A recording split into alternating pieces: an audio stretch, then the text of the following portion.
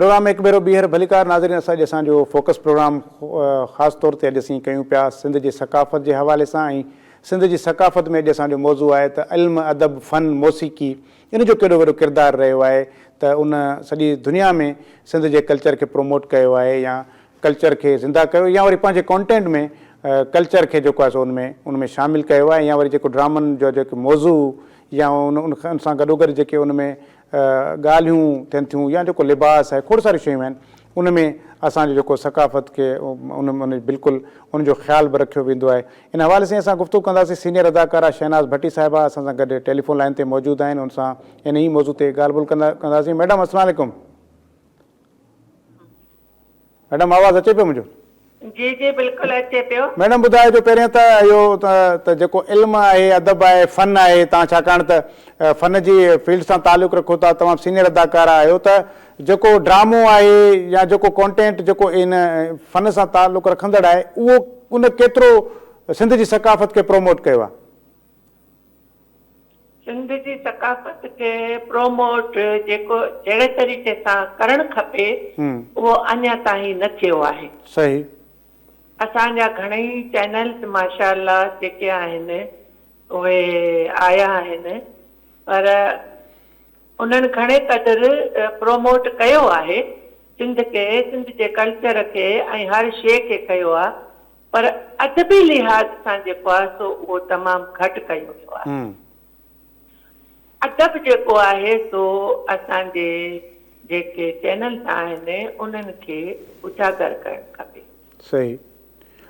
अच्छा मैडम जी सही। अच्छा इहो बि आहे त पाण वटि उन क़िस्म जो बि त कंटेंट कोन पियो अचे न। तव्हां त हाणे माशाअल्लाह वॾी ज़िंदगी ॾिनी आहे सॼी फ़न खे PTV जे टाइम खे पाण जेकॾहिं यादि था कयूं त उन वक़्त में हथें गुल मेहंदी जे नाले सां हिकु ड्रामो ऐं जंहिंमें सॼियूं असांजूं जेके शादी जूं रस्मूं आहिनि उहे ॾेखारियूं वयूं। अॼु ताईं बि उहो ड्रामो यादि आहे। मतिलबु उन क़िस्म जूं शयूं वाक़ई बि असां वटि थोरे जो प्राइवेट चैनल अची विया आहिनि त घटि थियो आहे त उन क़िस्म जे सां जेका प्रोजेक्शन थियणु खपे।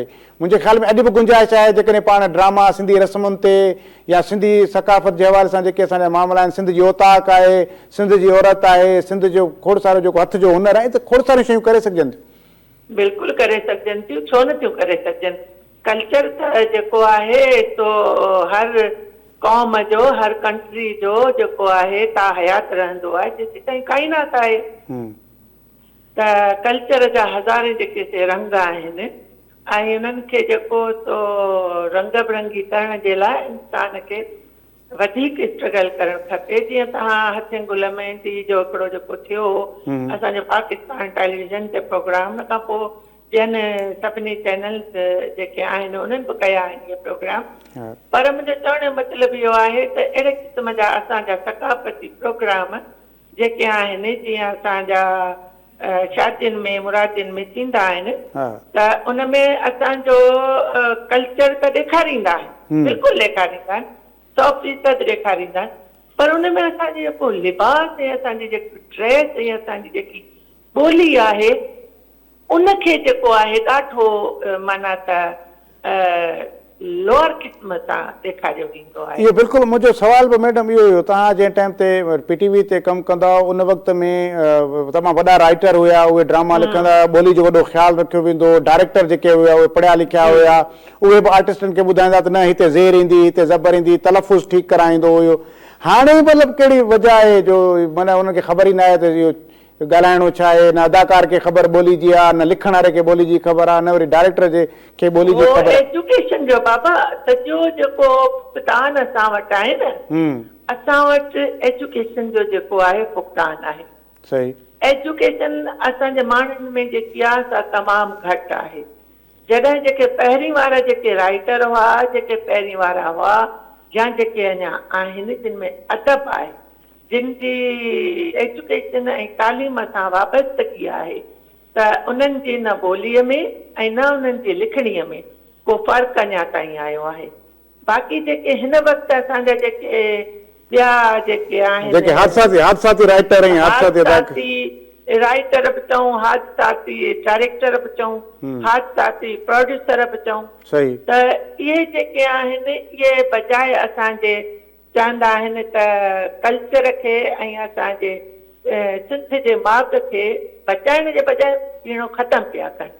ॾिसो तव्हां इहो प्रोग्राम असांजा जेके सिंधी अचनि था, जेके बि सीरियल ठहनि था, त उन में जेको असांजो सिंध जो कल्चर ॾेखारियो वञे थो, त छा उहो सिंध जो कल्चर आहे जेको तव्हां माधुरी टिश्त वारा ऐं पंहिंजो जेके सॼियूं उन्हनि जूं जेके आहिनि उन्हनि जहिड़ा लिबास ऐं कपिड़ा ऐं ही असांजो इहो कल्चर त कोन्हे को। सही था चओ मैडम, वरी महिरबानी तव्हां असांखे वक़्तु ॾिनो। व्यूअर्स, शहनाज़ भट्टी साहिबा सीनियर अदाकारा असां सां गॾु मौजूदु आहे। असां इन फ़न जे हवाले सां ई असां ॻाल्हि ॿोल बि करे रहिया हुआसीं ऐं ज़ाहिर आहे इहो इनमें बिल्कुलु को शक कोन्हे, का ॿी राय कान्हे त अॼुकल्ह असां वटि जेको मीडिया जे अंदरि के सैकड़ाट माण्हू या जिन खे न ॿोली जी ख़बर आहे, न तलफ़ुज़ जी ख़बर आहे, न कंहिं ॿी का टेक्निकल ॼाण आहे, जिन जे करे ॿोली खे हिकिड़ो तमामु वॾो नुक़सानु असीं पंहिंजो पाण बि पहुचाए रहिया आहियूं। जी हाणे असां गुफ़्तगू कंदासीं पाकिस्तान जो सीनियर आर्टिस्ट आहे ऐं ख़ासि तौर ते कॉमेडी जे हवाले सां सॼी दुनिया में पाकिस्तान जी हुननि नुमाइंदगी कई आहे, रऊफ़ लाला साहब। उन सां इन मौज़ू ते सिंध जी सकाफ़त ते सकाफ़ती ॾींहं जे हवाले सां ऐं ख़ासि तौर ते सकाफ़त में फ़न जो केॾो किरदारु रहियो आहे गुफ़्तगू कंदासीं। रऊफ़ लाला साहब, अस्सलाम वालेकुम। वालेकुम अस्सलाम जनाब, क्या हाल है? जी अल्हम्दुलिल्लाह। रऊफ़ भाई साहब, मैं पहले तो आपको सिंधी सकाफ़त दिन के मौजू पर उस मुनासिबत से उसकी मुबारकबाद भी पेश करता हूँ और साथ साथ आपसे ये पूछता हूँ कि ये जो फ़न है, ये जो इल्म है, अदब है, मौसीकी है, और आप तो पूरी दुनिया में पाकिस्तान की नुमाइंदगी कर रहे हैं, तो ये जो सकाफ़त को उजागर करने में कितना किरदार रहा है इन सेगमेंट्स का? ख़ास तौर पे जो आप बाहर जाते हैं तो आप ये जब पाकिस्तान की नुमाइंदगी करने जा रहे थे तो साथ साथ आप यहाँ के तहज़ीब, तमद्दुन और सकाफ़त को भी प्रोमोट करने जा रहे होते हैं, तो वो किस जिम्मेदारी के साथ जाते हैं और आप कितना मुतमईन हैं कि आपने पूरे दुनिया में सकाफ़त को उजागर किया? पहले तो नाजरीन और जितने मेरे मेहमान बैठे हैं और आपको मेरी तरफ से अस्सलाम वालेकुम, बहुत शुक्रिया। और सबसे पहली बात तो है कि अल्लाह का लाख लाख शुक्र है कि हम सिंध की धरती पे पैदा हुए हैं। ये वो धरती है, वो माँ है जो पूरी दुनिया में हम इस सिंध की धरती की वजह से पहचाने जाते हैं। जो मतलब है कि सकाफत के हवाले से बात की जाए तो सिंध में वो फनकार हैं जिनका नाम लेने के लिए हमें जो है 4-4 हाथ और चाहिए और ऐसे ही हमें 16-16 उंगलियां चाहिए बोलने के लिए। उंगलियों पे गिनती करने वाले नहीं है, जिनमें आबदा खाना में और माई भागी, जरीना बलोच, हमारे फनकार सिंध के मोहम्मद यूसुफ। फिर ये धरती उन औलिया कराम की धरती है जिन्होंने सिंध की बड़ी खिदमत की, इस्लाम की बड़ी खिदमत की, चाहे उसमें अब्दुल्ला शाह भटाई हो, शाह अब्दुल लतीफ भटाई, मेरे मुर्शिद लाल शाहबाज कलंदर और बेशुमार की हर चीज, अब्दुल्ला साहसा भी। तो यहाँ वो सकाफत तो सिंध की हम भूल ही नहीं सकते ना। सिंध की सकाफत तो जब हमने शलवार कमीज पहन के दुनिया के इंटरनेशनल एयरपोर्ट पे उतरे तो लोगों ने यही कहना इसका ताल्लुक सिंध से, पाकिस्तान से। हमारी सकाफत हमारी पहचान होती है। फिर वो और सोने पे सुहागा है कि हमारी जबान इतनी मीठी है सिंध की कि अल्लाह ताला ने इसमें ऐसी चाशनी दी है कि जब भी हम बोलते हैं तो पता चलता है कि मुर्शिदों और दरवेशों के शहर से और उस धरती से ताल्लुक रखते हैं।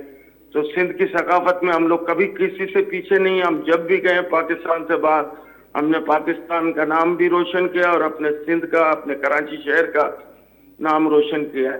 रऊफ़ भाई, सिंध के लिए जी रऊफ़ भाई, एक चीज़ तो मैं पूछूंगा आपसे, वो शकील भाई से भी मैंने पूछी, वो ये कि हम जिस खित्ते से ताल्लुक़ रखते हैं, हम जिस मिट्टी से हमने जन्म लिया है, जो जिसका खमीर हैं हम, और वो सिंध की ज़बान जो तहज़ीब और तमद्दन में तमाम तहज़ीबों की माँ कही जाती है, तो वो जो अखलाक है, जो तहज़ीब है, जो एहतराम का जो खुद ब खुद हमारे बिल्ट इन है, हम जब पैदा हुए तो हम में है, तो वही हमारे फ़न में भी नज़र आता है। यानी कि आप कॉमेडी से ताल्लुक़ रखते हैं और पूरे आपने एक बहुत बड़े बड़े जो कॉम्पिटिशन्स वो जीते हैं। हमारी जो जुगत है, जिसको जो पंजाबी में जुगत जो कहते हैं, जिसको जो हमारे वो उसमें भी तहजीब होती है, वल्गैरिटी नहीं होती है हमारे पास। हमारे यहाँ देखे, हम कोई भी टिप्पणी करते हैं ना, कोई भी टिप्पणी करते हैं जिसको ये लोग जुगत कहते हैं, हाँ, उसमें हमारे यहाँ कोई बेहूदगी का अंसर नहीं होगा, कोई वल्गैरिटी का नहीं होगा। जी हाँ, हमारे यहाँ फिर सिंध की सकाफत का होता है। हमारे यहाँ अल्लाह का शुक्र है, हमारे वो आर्टिस्ट गुजरे हैं जिन्होंने पूरी दुनिया में नाम बनाया। और आर्टिस्ट भी ऐसे जो मलंग लगते हैं। अलन फकीर, इतना बड़ा नाम, कितना बड़ा नाम, अब देखें दुनिया में उनका नाम है, लेकिन आपको कहीं से वो एटीट्यूड में आपको लगेंगे ही। सही। वो सब अल्लाह के करम है, रूहानी आदमी है, रूहानी आर्टिस्ट है यहाँ पे एक से एक। तो सिंध की धरती के लिए तो मैं इतना ही कहूंगा, जो हमारे सिंध के जितने भी रहने वाले हैं सब मारन भेणन के तमाम दोस्तन के मुझे सलाम हुजे। ऐं हिकिड़ो ई नारो गायो, हिकिड़ो ई गानो गायो, बसि हू कि जीअं सिंध जीए, सिंध वारा जीअनि, सिंधी टोपी अजरक वारा जीअनि। अच्छा, इहो बस हाणे हिकिड़ो सवाल मां सिंधी में पुछां थो तव्हां खां। हा, सिंधी में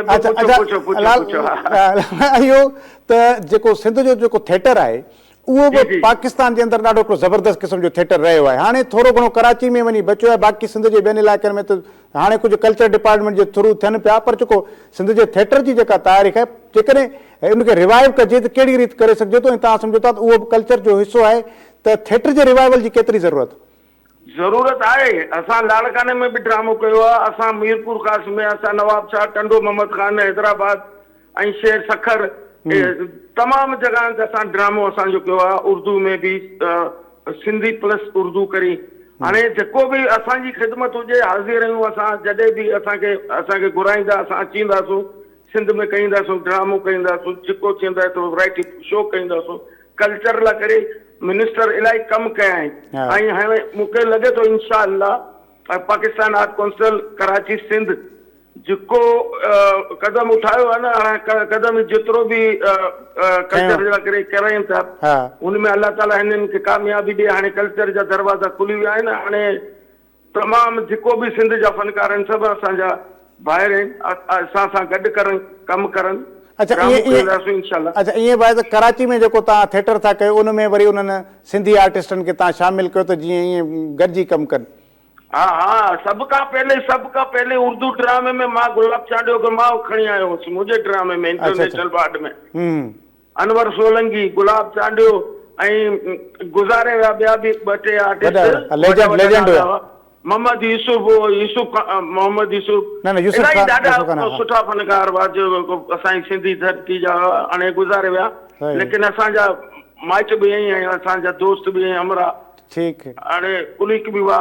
हाणे तमामु हाणे जेको नवी नस्ल आहे न, उहा नवी नस्ल असांखे सॾु कईंदी, असांखे घुराईंदी त असां ईंदासूं। कादर बख्श मिठू आहे सिंध जो तमामु सुठो फनकार ऐं वॾो कॉमेडियन, ऐं ॿिया बि आहिनि, मुला आहे, ॿिया बि ॿ टे फनकार अहिड़ा आहिनि जेको मतिलबु असांजी इज़त करनि था ऐं असांखे घुराईंदा। असां अचूं था ओॾा शो बि कयूं था, त जॾहिं बि असांखे घुराईंदा इंशाअल्लाह ईंदासूं। ऐं सिंध जा आर्टिस्ट ऐं उर्दू आर्टिस्ट या सिंधी आर्टिस्ट हिकिड़ा आहिनि। सही ॻाल्हि आहे, पर तव्हां इन सकाफ़त इन फन जे ज़रिए सभिनी माण्हुनि खे, पाण सभिनी ॿोली ॻाल्हाईंदड़नि खे तव्हां गॾाईंदो त इहो बि तमामु वॾो कमु हूंदो। बिल्कुलु बिल्कुलु, इंशाअल्लाह कईंदासूं, बिल्कुलु कईंदासूं। मुंहिंजी जाइ पैदाइश पाण जी लाड़काने जी आहे। बसि ठीकु आहे, असां इहो उमेदु कयूं था। रऊफ़ लाला, वॾी महिरबानी, तव्हां क़ीमती पंहिंजे घड़ियुनि मां असांखे वक़्तु ॾिनो। तव्हांजी महिरबानी साईं, तव्हां मूंखे, तव्हांजे चैनल जी महिरबानी, तव्हांजे टेक्नीशियन जेतिरो बि प्रोड्यूसर डायरेक्टर तमाम जी महिरबानी जो मूंखे घुराया, मूंखे लाइन ते हिते वठिया, मूंखे मुंहिंजी कॉल ते ॻाल्हि सुनी। वॾी महिरबानी रऊफ़ लाला, वॾी महिरबानी साईं, वॾी महिरबानी साईं। नाज़रीन, रऊफ़ लाला इंतई सीनियर आर्टिस्ट आहिनि, असां सां गॾु मौजूदु आहिनि। प्रोग्राम जो वक़्तु जारी आहे, प्रोग्राम ऐं ब्रेक जो वक़्तु आहे। ब्रेक वठूं था, ब्रेक खां पोइ वरी